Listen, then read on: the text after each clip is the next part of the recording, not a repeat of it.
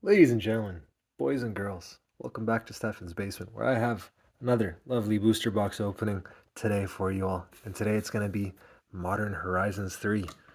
Just the play boosters this time around. I don't have the heart to open these just yet. Maybe on another time, like if it's a special occasion. But at the moment, I want to do a little bit more magic, so I was feeling good after the last one, especially if you haven't seen it, check it out. That was about as good as you can ask for, and I figured, hey, why not get a little bit of Modern Horizons 3? It's an excellent set, and hopefully we can get some goodies. And yeah, let's crack this open and see if we can get anything. Now, as we strap in, this is going to be probably a little bit of a longer one, to say the least.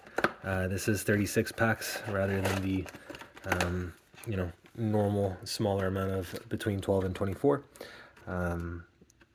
So, we're going to try to speed through it a little bit, but not rush too much. But I figured also while I'm doing that, might as well. Before I forget, let me shout out partner of the channel, Negative Zone Comics. You can check them on the link in the description below. There, we got a gold signature right off the bat. I don't know if anybody cares about those, but it's there. There, you can get all your card game, war game, accessory needs. All of these will be headed their way. So, if we get anything extra spicy, let's just see. That'll be over there, and you can pick it up there. So let's make a couple of different piles. We'll get our commons and uncommons in one pile, and let's put the foils to the side as well. And I guess we can have an art card pile if those matter at all, and we can have the hits up top. But yeah, as this is a longer video, one thing I enjoyed last time around when we had a longer one was sharing some stories from my past. Let me actually reorder these because this is going to be the exact opposite way of how I want it, because foils can now go there, and then art cards here, and there we go. That's a much better way to do it, in my opinion, at least.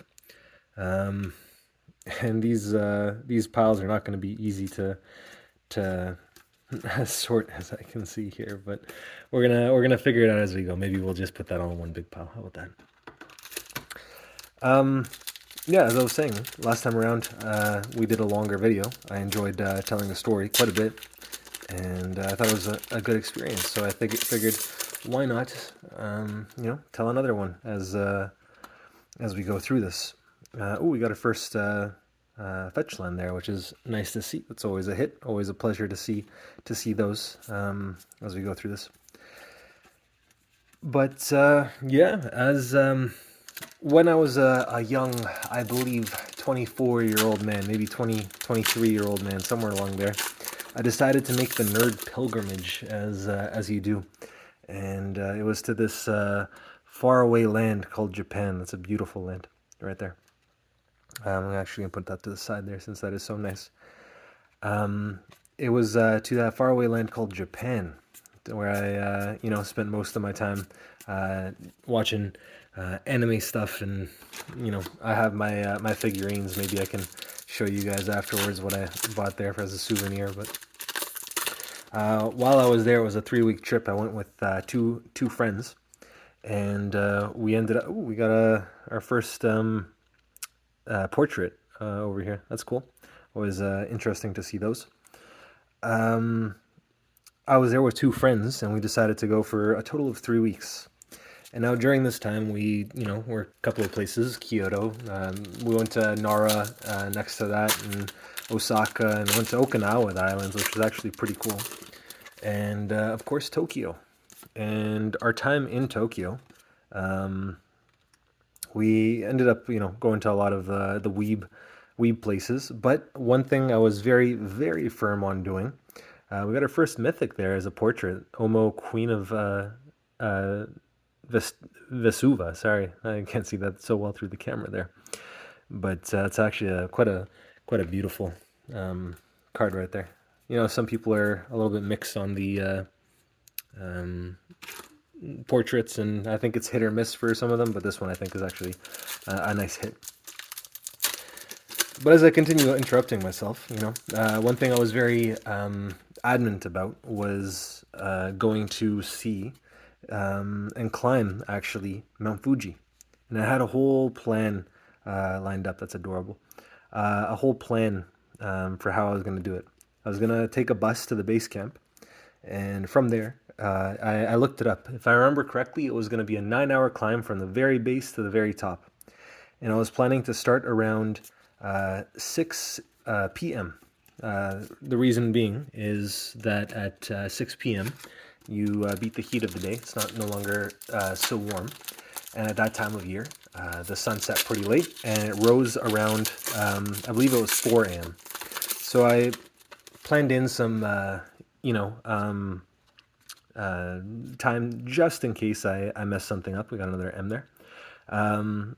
And needed to take a little bit longer, and just to make sure that I made it in time on the top for the sunrise. And, I didn't really bring any hiking gear or anything. I just kind of just went at it with my jeans and some shorts underneath, and I had a couple of layers going on there, and this was my face as I was climbing, just struggling the whole time. Yeah, it was all planned out, and I had my plan of action. I was going to bring a bunch of food and water, and everything was ready to go. My other two friends, they were not, let's say, so adept to go. Let's put it that way. I won't say it any other way, not to be rude, but they didn't initially plan on going, and I was fine with meeting up with them a day or two later, or whatever happens, and everybody can enjoy their trip as they will. But last minute, they ended up getting FOMO.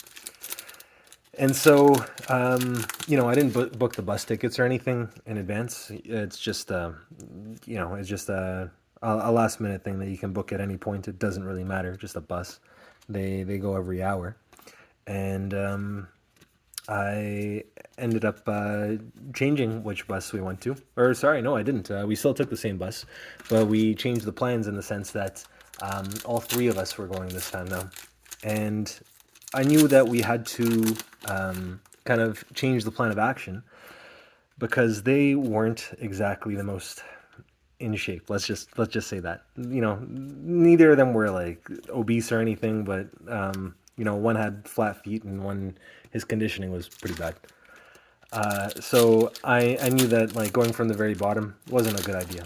So we booked a bus to the fifth station, it's called, and I love these full art lines. They're so cool. We booked a bus to the fifth station, and there, for those that don't know, the mountain had a total of, I believe it was 9 or 10 stations all the way up. And so instead of going to the very base of the mountain and walking up or hiking up from there, we took the bus to the last available, car accessible station, basically. And from there, we started hiking. But lo and behold, I in my genius planning, in my genius self, I didn't allocate the time, how much was going to be needed to climb to the top. So instead of starting from the bottom at the first station and it taking about 9 hours to climb to the very top after the 10th station, the plan was to start at 6 p.m. We started at 6 p.m. at the 5th station and climbed to the top past the 10th station. And so what ended up happening was around the maybe 7th or 8th station, we realized we're going to be stuck out there the entire night. So, like I mentioned, none of us were really prepared for any of this, and we were just more or less, just figuring out what we're going to do. We didn't really have any winter clothes, and this was the first day it was legal to even climb the mountain. The rest of the year, it's too cold. So we're getting close to the top, and we start asking around in the stations if they have extra room, because what most people do, what most people who plan ahead And what most people who think about things before they do it do is they book a spot to sleep at the station, and then they wake up early in the morning and climb up the rest of the way, and then they watch the sunrise, and then they go down. That's the normal kind of path that people take. So we're going up, and we're trying to figure out what we can do. And on the way there, I think it was around 7th station, we meet two other guys, and we ask them, just some small talk. We ask what's going on, and what they're up to, and we got a triple rare. That's cool. I should also take a look if I missed any fetch lines quickly. I haven't really been paying attention too much to this as I was talking about the story. We meet two other gentlemen climbing the mountain as well. And, they say, hey, we're leaving tomorrow morning. We're just kind of figuring it out as we go as well. We don't have a plan. We're going to see if they have anything at the stations. And if not, we're just going to, camp out at the top. Whatever. Who cares? And we say, all right, good luck, guys. And we head on up further without them, and we continue on our merry way and wish them luck, and wonder what's going on. As we go up the stations, though, every single one of them starts telling us no, no, no, no, no, just no after no after no. Everybody's full. And so, mind you, during the day, it's pretty warm. It's like 20-something degrees. But at night, it gets into the single digits. It gets like sometimes even negative. And, it can rain or snow up there. When we got up there, there's still a lot of snow, on the ground. And so, without much of a choice, we say, F it, let's get to the top. When we get there, we'll see what we can do. And we'll figure it out. Who cares? Whatever. We'll survive. And we continue up, and we get up there, and I can't explain it to you. As we get up there, like the wind at the top just pierces your soul. It's I can't explain it. Just how strong the wind is, how freezing it is. You can't see anything in front of you. All you see is like the dim lights of the city down below, but that doesn't translate to anything up top. And we got our little dinky headlamps we bought from like a random construction shop, like the day before. I'm in jeans. These guys are wearing shorts. It's cold, and it's not fun. Let's just put it that way. And so we're trying to figure it out. So at the very top, there seems to be like this abandoned station, and there's like some rocks creating like a little hut, so to say. And so we try briefly to hide in there for shelter, like against the wind. That doesn't work. The wind pierces right through, just as cold in there as it is outside. And so like we hop out of that, and we start like walking around trying to, keep any warmth that you can. And mind you, this whole time everybody's dying from the wind. It just I can't explain it enough. Just like it feels like your bones are cold. And lo and behold, who do we meet at the top of the mountain? Those two gentlemen who have to catch their flight tomorrow morning. They too also said, F it, we're balling. And we met them at the top. And, we're chatting, shooting the shit. And we're all dying, like freezing cold. And maybe within 5 minutes of these guys getting up to the top, they were talking about something. I don't remember. I wasn't really listening. And I just interrupted and said, stop, hold up, wait. This is a cool conversation and all, but I have a great idea. Would you guys want to go spoon in that corner over there? And everybody just immediately, yes. I've never heard a group of 5 men agree to spoon so quickly in their lives. So there's 5 guys, on top of a mountain, pitch black, wind howling, snow off to the sides, and we're trying to like fashion some like shelter with some umbrellas that we brought, and like the backpacks and everything, and trying to figure something out in like the most basic sense that you can to even survive. That's how bad I would say it was. And we're just laying there, and and trying to tell some jokes, some stories, and figure things out. And it occurs to me, maybe 20 minutes in, and I asked the man in front of me, "Hey, buddy, what's your name?" And just I think the absurdity got to everybody that a man whose name I didn't even know, who I met maybe 20 minutes ago at this point, I'm spooning him on a mountain in the cold, in the freezing conditions, and we all just start laughing at it. It was just, I don't know. That's a memory that lives with me for a long, long time now. Is just not knowing the name of the man I was spooning. And every now and then, still amongst my friends, we'll bring up that joke.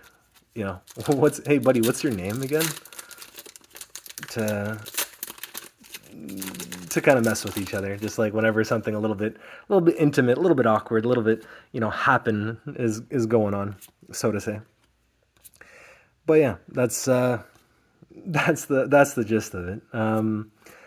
As we're doing that, we're realizing the spooning isn't helping. It's still cold as sin, and we're running around, and we end up getting up, and one friend starts running laps. One starts like just kind of rocking back and forth to try to maintain any form of warmth. And we're just trying to figure out anything to do that's gonna make us feel warm.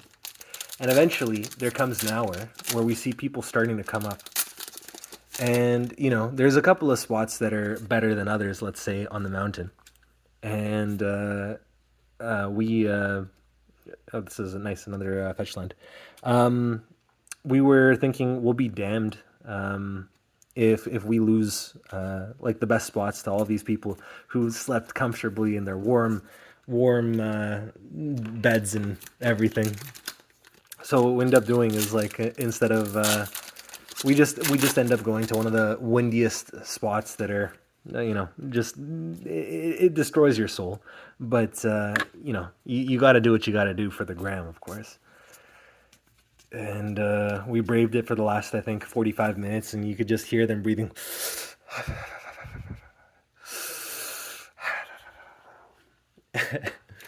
And eventually, like, the sun comes up, and I remember that feeling as you're watching it, because the heat doesn't hit you right away. The heat takes a little bit, and you're just waiting for that beautiful moment where the where we got a foil M there, which is cool.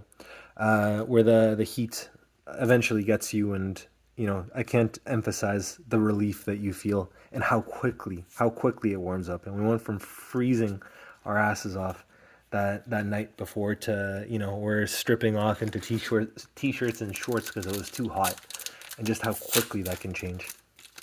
It's insane, and how unforgiving mountains can be. We make our way down afterwards after getting our, hey, nice, we got a Kozilek. I think that's one of the cheaper ones, but like of the Eldrazi, but that's still cool that we got one. That's awesome. I'm happy to get that.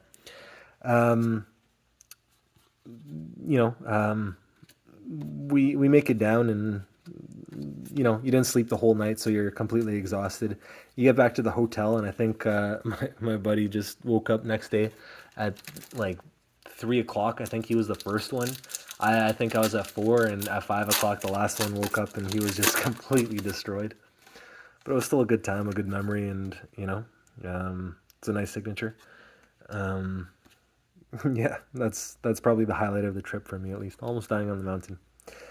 We ended up looking it up afterwards. It turns out the very next day, it rained at the very top of the mountain. So, if we delayed the trip by one day and went up in those exact same conditions, like in that exact same, kind of circumstance, there's really only two options that could have happened at that point. Either, we died at the top of the mountain and been like the statistics, because a couple of people die at the top of the mountain every year. Idiots like us who go up unprepared and then get caught in bad conditions and don't make it. Or you know, we would have had to turn back, and we would have never seen that beautiful, beautiful sunrise that I'll remember for the rest of my life. And you know, I got those pictures. I'm very happy about. Yeah, it was a cool trip. Next time, maybe if I tell the story again in the future, I'll try to script it a little bit better. But that was the gist of it. Yeah, it was a good time, and I'm happy to be able to share a little bit of something about my life. I thought it was fun. As we close off, we got the last pack. Let's hope for a little bit of magic. I do not see anything to close, but we can take a look at what we got. I think there were a couple of good ones. I don't think this box was honestly too special, to be honest, but I thought it was overall, you know, decent. We got a couple of fetch lands and one of the big Eldrazi and, you know, some cool stuff in there, here and there. Maybe I missed a couple of things, and I know this is a crazy card if you read it. I don't think it's too expensive, but you know, still very cool. Happy to get. I know Urza's Incubator is actually a pretty good one too. But yeah, I guess while I'm going through this, let me take the time also to thank Negative Zone Comics again for being sponsor of the channel. You can check them on the link in the description. All these cards are headed their way, and you can get all your card game, your war game, and accessory needs over there. You know what? After holding this pile, maybe we did do pretty well. They'll be happy to have you. All of these are headed their way, and I wanted to thank you guys again for watching. I think that was meant to be at the bottom, actually. Yeah, just thank you for watching, and I'm looking forward to seeing you guys in the next time, and happy to do this, even if, you know, I can't tell sometimes if it's a good or a bad opening, but regardless, I'm just happy to have done it. Have a good one, guys. I'll see you in the next one.